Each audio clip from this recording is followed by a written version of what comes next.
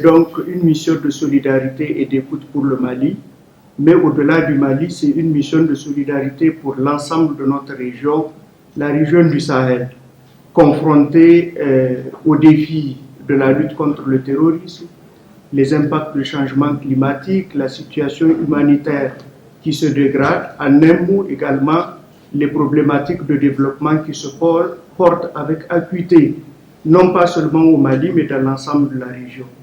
Nous avons évoqué un ensemble de questions, comme l'a dit le président du Conseil de sécurité, et nous avons particulièrement insisté sur le processus de transition. Une transition, on l'a dit aux différents interlocuteurs, la meilleure transition, c'est la transition la plus courte.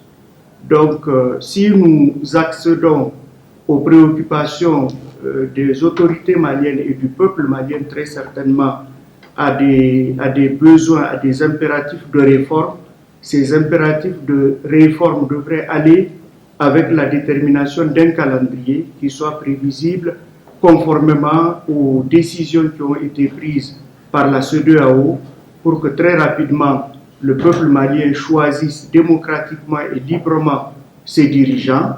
Et donc, je pense que nous avons écouté les autorités maliennes dans leurs préoccupations et nous estimons également que ce message-là a passé. Pour nous, membres du Conseil de sécurité, la paix, la stabilité et la sécurité du Mali, c'est bien pour le Mali, mais c'est bien pour l'ensemble de la sous-région. Le Mali est un verrou dans le cadre de la lutte contre le terrorisme au Sahel et une victoire du Mali contre ces hordes de terroristes qui violent, qui pillent, qui tuent, c'est également une victoire pour l'ensemble de la sous-région. Une phase de transition. Il est très important que cette phase de transition puisse trouver son terme à un moment donné et que des élections démocratiques puissent être organisées. Le Mali a su le faire, l'a fait régulièrement dans le passé, dans de très bonnes conditions. Et donc nous invitons évidemment les autorités maliennes à respecter leurs propres engagements, c'est-à-dire à organiser des élections mettant un terme à la transition dès que cela sera possible. Dernière chose, la MINUSMA, la mission des Nations Unies qui a été créée en 2013 fait un travail formidable. C'est un engagement massif des Nations Unies. C'est probablement maintenant la plus grosse opération de maintien de la paix, que ce soit en termes de sécurité, d'aide à l'état de droit, de coopération. Il faut l'aider, il faut probablement aussi la renforcer. Il faut coopérer avec elle pour qu'elle puisse encore mieux répondre aux attentes des Maliens, mais aussi des partenaires internationaux. Et donc, la MINUSMA continue et continuera à jouer un rôle absolument primordial pour aider le Mali. Pour ce qui la concerne, la France continuera à la soutenir.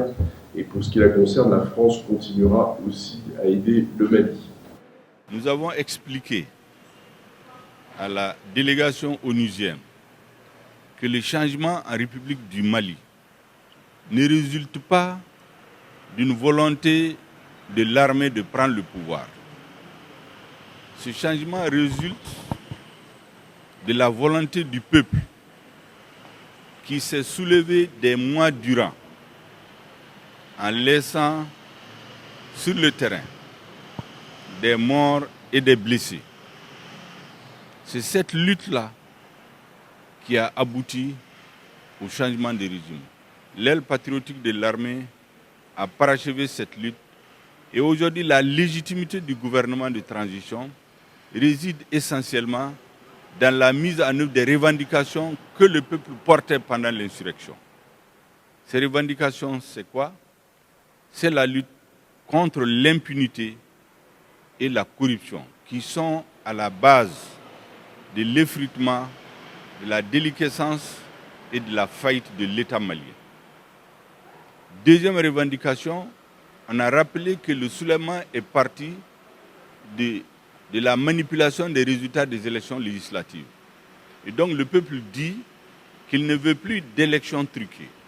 Nous avons donc décidé de mettre en place, conformément à cette revendication du peuple, un organe unique indépendant chargé des élections pour minimiser les risques de contestation post-électorale. La troisième revendication du peuple, c'est la refondation de l'État. Une vaste réforme pour repositionner notre pays dans le XXIe siècle en posant de nouvelles bases. Et enfin, sinon prioritairement, la question de sécurité. Nous avons rappelé au Conseil de sécurité qu'en 2013, à l'intervention de la MINUSMA et de la communauté internationale, nous avions une insécurité résiduelle qui était dans l'extrême nord. Aujourd'hui, l'insécurité et le terrorisme a occupé pratiquement les 60 à 80% du territoire. Donc, les forces patriotiques qui sont à la tête de l'État aujourd'hui n'ont d'autre agenda que celui du redressement du Mali, de faire les réformes nécessaires dans un contexte stabilisé et aller aux élections avant de mettre en place des institutions stables qui vont conduire le pays à partir des réformes qui ont été faites.